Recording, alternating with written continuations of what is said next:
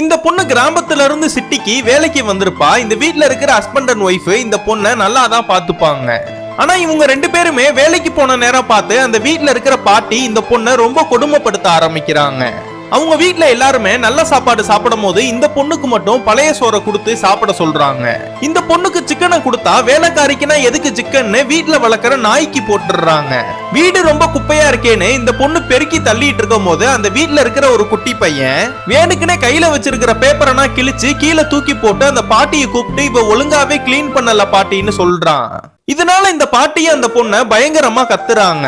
ஒரு நாள் இந்த பொண்ணோட ஊர்ல இருந்து இந்த பொண்ணை பார்க்கலாமேன்னு வீட்டுக்கு வந்திருப்பாங்க. இந்த பொண்ணு அவங்க கிட்ட பேசலாமேன்னு போனா அதுக்குள்ள இந்த பாட்டி அவங்க கிட்ட பேச விடாம இந்த பொண்ணுக்கு வேலை சொல்லி வெளியில அனுப்பிடுறாங்க.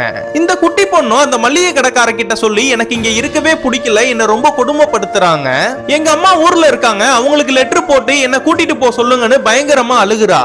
லெட்டர் போடலாமேன்னு பார்த்தா இந்த பொண்ணுக்கு சரியான அட்ரஸும் தெரியல. அதுக்கப்புறம் அந்த வீட்டுல இருக்கிற ஹஸ்பண்ட் அண்ட் ஒய்ஃபும் வெளியூர் கிளம்பிடுறாங்க. வரதுக்கு ஒரு வாரம் ஆகுமா. இதனால இந்த பாட்டியும் இந்த சின்ன பொண்ணை போட்டு பயங்கரமா குடும்பப்படுத்தினால இதுக்கு மேல இங்க இருக்க முடியாதுன்னு நைட்டோட நைட்டா ஓடி போயிடுறா. போற வழியில ஒரு நார்த் இந்தியன்கார பார்த்து அவர்கிட்ட நடந்த எல்லாத்தையுமே சொல்லி அவர்கிட்ட ஹெல்ப் கேக்குறா. அவர் இந்த பொண்ணை கூட்டிட்டு போய் அவங்க அம்மா கிட்டே விட்டுறாரு. இந்த பொண்ணு சொந்த ஊருக்கு வந்தாச்சேன்னு ரொம்ப சந்தோஷமா இருக்கா. அதுக்கப்புறம் தான் தெரியுது இந்த பொண்ணு சொந்த ஊருக்குனா போல இவ்வளவு நேரமா தூங்கிட்டு கனவுதான் கண்டுட்டு இருந்தான்னு. ஆனா நிஜமா என்ன நடந்திருக்கும்னா இந்த பொண்ணை ஊருக்கு கூட்டிட்டு போய் விட்டுறேன்னு சொன்னவரு இந்த பொண்ணை வேற ஒரு ஆள் கிட்ட விலை பேசி வித்துருவாரு. அது கூட தெரியாம இந்த பொண்ணு ட்ரெயின்ல உட்காந்து போவா.